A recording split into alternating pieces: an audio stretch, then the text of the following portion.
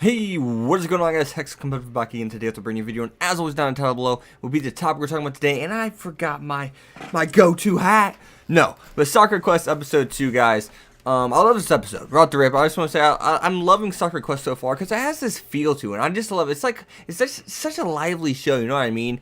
The show's supposed to be a comedy. Like literally, if you go to my anime list, unless they changed it, it was listed as just a comedy, and like. I feel it's not a slice of life. I just can't put my finger on it, but it doesn't feel like a genuine comedy. Yeah, it doesn't have that comedy, comedic aspects. Sure, for sure. Almost every show does, but it doesn't feel like a straight up comedy. I wonder if they're going to add more, genres to that. Because I just can't put my finger on it, like what I would label it. If you guys were putting this as a genre, what would you label it? And second question: who's best girl, the website designer or the actress? I like either one. No, but in all seriousness, so we start off with Sakura having to sell 1,000 boxes of Chupacabra cookies, I think it was, or else if she doesn't sell it within a week, she doesn't get to go back home to Tokyo. So basically her employer was saying, hey, if you get it done in a week, sell all 1,000, you can go back home.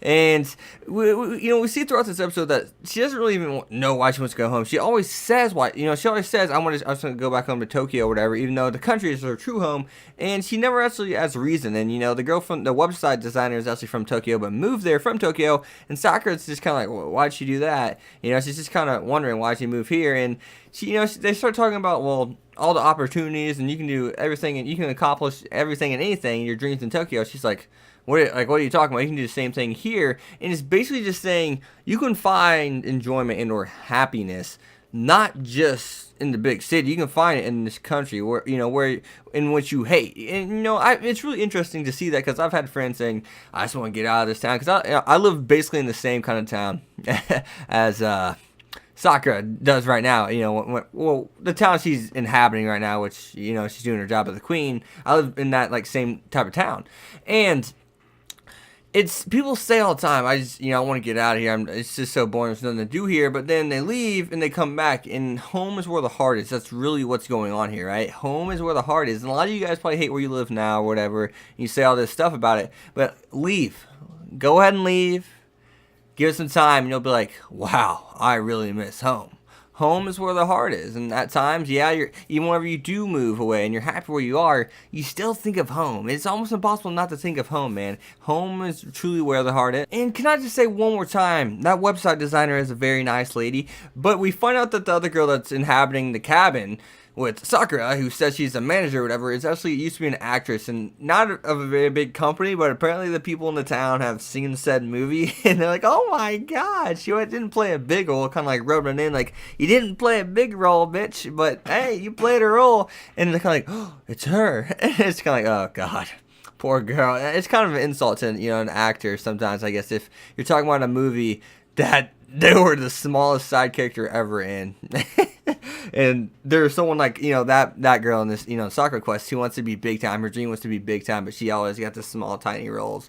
And we did get to see that she could act, though, whenever she's at Chupacabra. So I did think that was funny. Those kind of like roars she had, it's just kind of like, oh.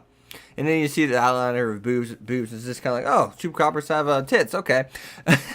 It's just kind of like, oh, well, that will sell cookies, right? And the thing that I'm hoping, is that these characters continue to bounce off one another. I want all these characters to be incorporated in each individual episode, because you can see that they're a good and fun and or enjoyable cast whenever they're all together. I don't know. I just want to know their names, because I don't think they've said any other names outside of Sakura's and the girl that she met at the beginning, which I can't even remember her name. The girl that said, I'm just glad to have someone here my age. I was driving her around. I can't remember her name. You guys know what I'm talking about. Not the other girl that looks like a teacher, or looks like the web designer, but not the web designer, clearly. I can't remember what her name is, and I don't even know if they said the other two characters' names yet. So you guys know what I'm talking about. Yeah. I must ask, how many times are we going to see the fortune teller trope in anime, man?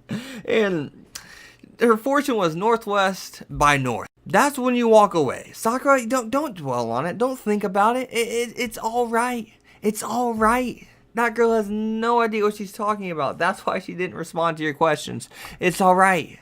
I've seen this a lot of times in anime. It's all right, Sakura. Just don't worry about it. She's clueless. She knows nothing. And by the way, guys, this is actually a pop filter. I know a lot of you guys were probably going to ask what the hell this thing is in the shop now. I got a new pop filter, which I was looking at like top 10 pop filters after I got this one, which I don't know why I didn't do it before I got it. But the one I had, which I don't know where the hell it is after, yeah, I don't know where the hell it went. One time my room flooded, but we got a new sump pump now. This room's never flooding again, trust me. It's a dual one. Oh yeah, but I never could find it back. And if I couldn't find it back, and it wasn't in its original box, this thing that's really like, it's made out of like nylon. There has to be a hole in it. If it's not in a box to where it was like concealed by itself, there's definitely a hole in it. It's so thin, so easy to damage. But yeah. As always, guys, you have been Hex. Be sure to leave a like, comment, subscribe. Follow me on Twitter at Hex25. I'll see you guys next time. Peace. Thank you. Thank you very much for watching, boys and girls. I wonder if you stayed for the end of this video.